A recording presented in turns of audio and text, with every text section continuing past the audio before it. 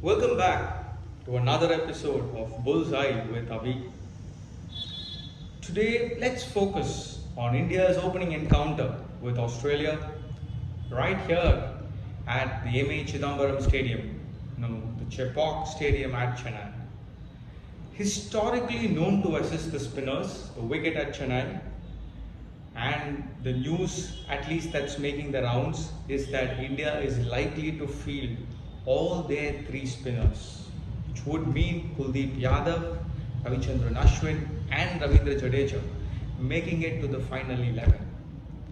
Would bring a lot of depth to the batting lineup as well, and the homeboy Ravichandran Ashwin will know the conditions extremely well. A stadium that was probably very close to him, grew up playing right here. So let's see if he can make material difference to the side. Also returning to this format after a very long hiatus is Ravichandran Ashwin.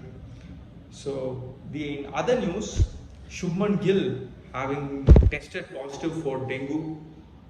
There's a lot of grapevine and opinions about the fact that he may make the cut in the last minute, but at least that news seems to be something that the Indian think tank will be a little concerned about, because Shubman Gill has been in the form of his life at the top of the order, especially against a strong opposition like Australia. India would want to get off to a good start, a good solid start, whether they're batting first or chasing, is going to be crucial to the outcome of the game. With Shubman Gill not being available in the worst case, it's going to be interesting to see who steps up. Is it going to be Ishan Kishan opening the batting, or is it going to be KL Rahul, who is being given a promotion up the order from his number 4 spot? In the likely event of Shubman Gill not being available, it is going to be a big blow for the Indian side. It's going to be, again, as I said, if Ishan Kishan does open the batting, it is going to be a huge responsibility on the young man's shoulders. Personally, I would like to see KL Rahul up there, but the think tank seems to have given Rahul a very, very specific role.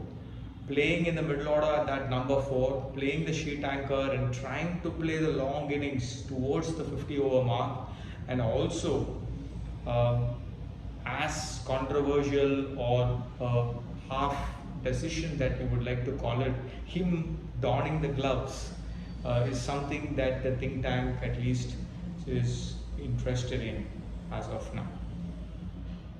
In other news, you would want to see what happens to the bowling in that case. Bumrah and Siraj making the cut, and Hardik Pandya being the third seamer.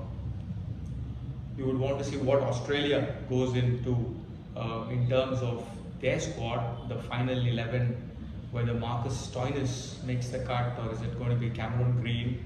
Will they field 3 faster men in Mitchell Starc, Josh Hazlewood and Pat Cummins, which would mean Glenn Maxwell is their second spinner. In terms of the matchups, and the last 2 times these 2 teams have had a face-off, that too at the Chepauk, the bad news is, as per the statistics and the head-to-head, on the last 2 occasions, Australia have beaten India at the M.A Chidambaram Stadium. So on the basis of statistics, Australia is going to get a head start. Something that the Indians should look at closely, because probably they're not reading the conditions too well, or that every day is a new game, and they would have to come out with a definite strategy against a strong opposition, and whoever wins will get a head start in the tournament. There's going to be a lot of momentum for that particular team going forward. You saw with the New Zealand-England encounter, New Zealand probably had all the bases covered, and with a strong win by a large margin, the teams can take a lot of morale, confidence, momentum going forward can even afford to tinker with their batting lineup just a bit. But after an initial loss, teams would have to rethink, refocus, turn around a lot of policies, the makeup of the side, what happens to the bowling. England probably has that particular trouble now. So, whichever team wins tomorrow, that team is going to get a big advantage, big head start. So, both sides would want to feel their best 11 and would want to put the best stride forward. The players I would want to look out for are Hardik Pandya, Ravindra Jadeja. This man has been woefully out of form for the last few games. A lot of chit-chat and chatter about his place in the side, but when the going gets tough, the tough really get going, and Ravindra Jadeja is a big match player.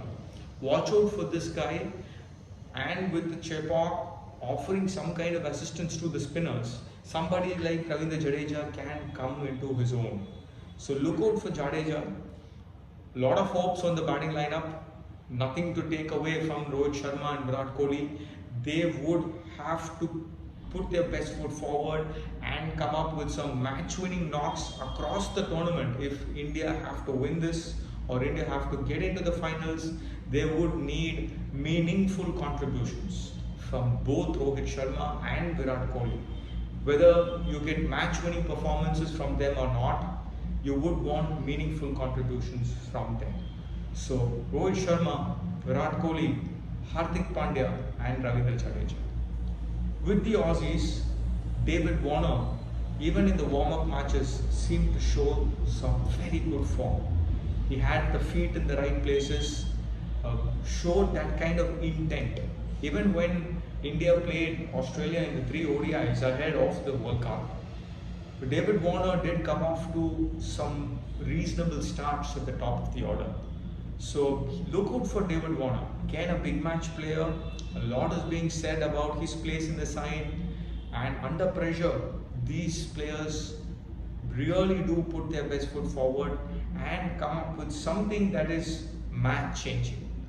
David Warner is one person to look out for. Glenn Maxwell, how could you take anything away from this man? You saw it in the warm-ups, you saw it against India too, that he is getting into his own as a bowler. They're bowling very, very difficult lines for the batsman to adjust to. Even when he's in the power play, he's using a trajectory that is very difficult to hit. Doesn't toss the ball much, doesn't spin the ball too much either. Especially seems to be effective when Australia bats first and puts up a big total on the board.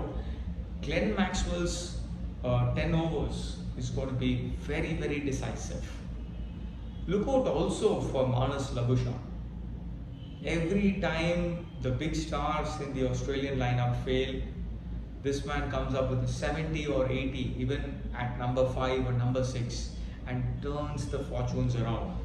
One of the reasons why you call this Australian side as a match-winning side, always knows the competitive spirit really well, and in the ICC tournament plays with a lot of adrenaline, great energy, and extremely competitive at all junctures of the tournament. One of the reasons you say that about Australia is because of this.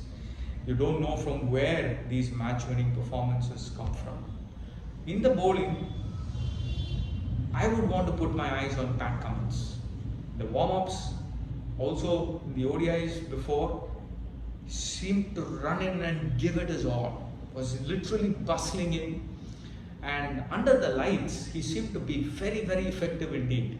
His bowling partner Mitchell Starc also is someone to look out for, but sometimes Starc does struggle under conditions where the ball doesn't move around much.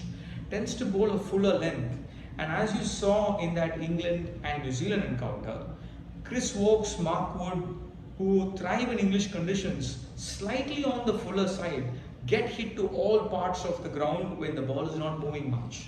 So Starc could have that problem.